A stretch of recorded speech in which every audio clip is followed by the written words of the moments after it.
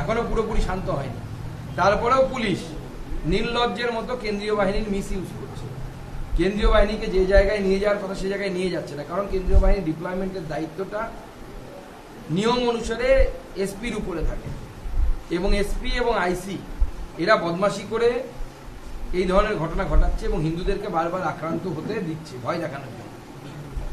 আমার বিশ্বাস বাংলার হিন্দুরা এই পরিস্থিতিকে অনুধাবন করবে এবং বুঝতে পারবে যে আগামী দিনে মুর্শিদাবাদ শুধু ঝাঁকি, এরপরে গোটা পশ্চিমবঙ্গে এই ধরনের ঘটনা ঘটানোর চেষ্টা করা হবে। সেটা সিদ্দিকুল্লাহ সাহেব অলরেডি ধমকি দিয়ে সমগ্র হিন্দু সমাজকে একবার জানান দিয়েছে এবং বলেছে বলে করুক।